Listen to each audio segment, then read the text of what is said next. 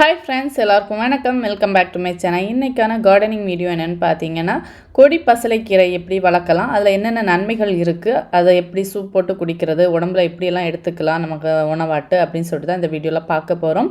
வீடியோக்குள்ளே போகிறதுக்கு முன்னாடி நம்மளோட சேனல் இப்போ தான் ஃபஸ்ட் டைம் பார்க்குறீங்கன்னா ப்ளீஸ் சப்ஸ்கிரைப் பண்ணிக்கோங்க, கூட இருக்க பெல் பட்டனையும் கிளிக் பண்ணிக்கோங்க. இப்போ வாங்க வீடியோக்குள்ளே போகலாம். இந்த பசலைக்கீரையிலேயே 2 வெரைட்டி இருக்குது. சிவப்பு பச்சைன்னு கொடி வெரைட்டியும் இருக்குது, செடி வெரைட்டியுமே இருக்குது. இது வந்து சிவப்பு கொடி பசலை இது வந்து தண்டு பார்த்திங்கன்னா நல்லா பீட்ரூட் கலரில் நல்ல ரெட்டிஷாக இருக்கும் தண்டு. பச்சை கலரில் தண்டுமே இருக்கும். அதுவும் பசலைக்கீரை சேம் 2 கீரையிலையுமே ஒரே அளவு சத்து இருக்குது. இந்த கொடி பசலையை நம்ம வந்து உணவில் எடுத்துக்கும் போது என்னென்ன நன்மைகள் இருக்குதுன்னு பார்த்திங்கன்னா, மெயினாக வந்து ஹீமோக்ளோபின் லெவலை வந்து இன்க்ரீஸ் பண்ணுறதுக்கும், உடம்புல வந்து நீர் போட்டிருக்கோன்னு சொல்லுவாங்கல்ல, அந்த நீரை வந்து குறைக்கிறதுக்கும், அது மட்டும் இல்லாமல் நம்ம உடம்புல இருக்கிற சூடை வந்து தணிக்கிறதுக்குமே இந்த கீரை வந்து ரொம்பவே பயனுள்ளதாக இருக்குது. நம்ம குடல் புண்ணை வயிற்றில் இருக்க குடல் புண்ணு போகிறதுக்கு வந்து மணத்தக்காளி கீரை நம்ம எவ்வளோ முக்கியம்னு சொல்லுவோமோ, அதே மாதிரி இந்த பசலைக்கீரையை வந்து எடுத்துகிட்டு வரும்போது இந்த ஹீமோக்ளோபின் லெவல் வந்து இன்க்ரீஸ் ஆகும். உடம்பு ஹீட் வந்து ரெடியூஸ் ஆகுறதுக்கும், உடம்புல அதை நீர் போட்டிருக்கும் போதும் அந்த மாதிரி இருக்கிற பிரச்சனை இருக்கிறவங்கலாம் இந்த கீரையை வந்து பொரியலாவோ இல்லை குழம்போ, கீரை கடையில் பருப்பு போட்டு கடையலாவோ, அப்படி இல்லாமல் சூப்பு அந்த மாதிரி எடுத்துகிட்டு வரும்போது அந்த பிரச்சனையெல்லாம் தீரும்.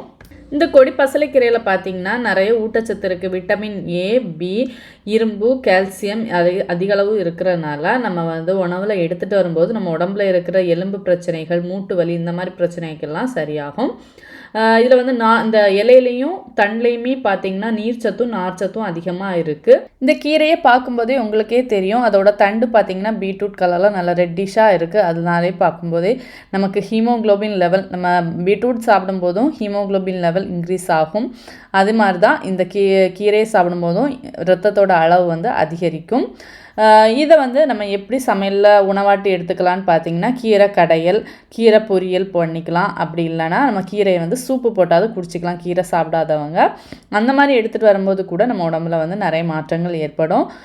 இதை வந்து வளர்க்குறதுமே, இந்த செடி வளர்க்குறதுமே எப்படின்னு பார்த்திங்கன்னா ரொம்ப ஈஸி தான். இதில் வந்து ஒரு சின்ன கொடி கிடச்சா போதும், அதை வந்து முறித்து அப்படியே நம்ம மண்ணில் நட்டு விட்டால் போதும், ரொம்ப சூப்பராகவே நல்லா திழுத்து வளர்ந்து வரும்.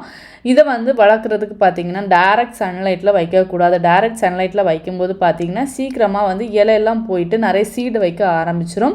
நல்லா ஃப்ரெஷ்ஷாக இந்த மாதிரி இலை இருக்காது.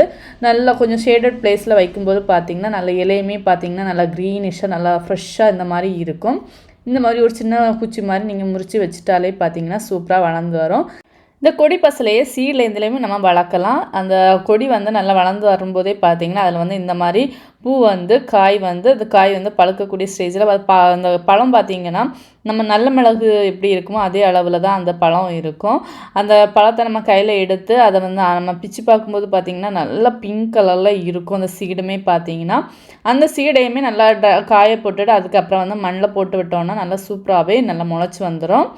இந்த மாதிரி சீடு கிடச்சின்னா நீங்கள் அதை ட்ரை பண்ணி பாருங்கள். அந்த சீட்லேயே பாருங்கள் எவ்வளோ பிங்கிஷ் கலரில் இருக்குது. இதுக்கு மண் கலவை பார்த்திங்கன்னா மெயினாக செம்மண் அதிகமாக இருக்கணும். அடிக்கடி மாட்டு சாணம் உரம் கொடுத்துட்டு இருந்தாலே இந்த கொடி பசலை வந்து நல்லா ஃப்ரெஷ்ஷாக தளைஞ்சு வளர்ந்து வந்துகிட்டே இருக்கும். அப்பப்போ நம்ம முறிச்சு விட்டாலே போதும். கொடி பசலைக்கு வந்து நல்லா பந்தல் போட்டு விட்டாலும் அல்லது எதுலையா படத்தி விட்டாலும் தானாகவே வளர்ந்துட்டு வந்துடும். இது வெயிலில் இந்த மாதிரி போட்டு விட்ருக்கேன். சூப்பராகவே பார்த்திங்கன்னா வளர்ந்து வந்துட்டுருக்கு. இதை வந்து நம்ம எப்படி சூப்பாக போட்டு குடிக்கலாம் அப்படின்னு சொல்லிட்டு பார்க்கலாம். இந்த இலை வந்து நல்லா க்ளீன் பண்ணி எடுத்துக்கோங்க. அதில் வந்து ஒரு தக்காளி, 4-5 சின்ன வெங்காயம், 1 ஸ்பூன் ஜீரகம், 1/2 ஸ்பூன் அளவு மிளகு, தேவையான அளவு தண்ணி சேர்த்து நம்ம வந்து ஒரு 3 கப் வைக்கிறோன்னா 2 கப் ஒரு அளவுக்கு நல்லா கொதிக்க விட்டு இறக்கி நல்லா சூடெல்லாம் ஆறுனதுக்கப்புறம் நம்ம வந்து குடிச்சிக்கலாம். இந்த மாதிரி வாரத்தில் 3 நாளாவது ஏதாவது கீரை வகைகள் எடுத்துகிட்டு வாங்க, உடம்புக்கு ரொம்பவே நல்லது. இந்த கொடி பசலையை வந்து நம்ம உணவில் எடுத்துக்கும் போது நம்மளோட ஸ்கின் வந்து நல்லா க்ளோவிங்காக நல்லா ஆரோக்கியமாகவும் இருக்கும். உடம்பு ஹீட்டு குறையிறதுக்கு எல்லாமே ரொம்பவே யூஸ்ஃபுல்லாக இருக்கும். கண்டிப்பாக இந்த கொடி பசலையை வச்சு வளர்த்து ட்ரை பண்ணி பாருங்கள், உணவுலையும் எடுத்துக்கோங்க. இந்த வீடியோ உங்களுக்கு யூஸ்ஃபுல்லாக இருந்துச்சுன்னா மறக்காமல் சேனலை லைக் பண்ணி சப்ஸ்கிரைப் பண்ணுங்கள். பாய்.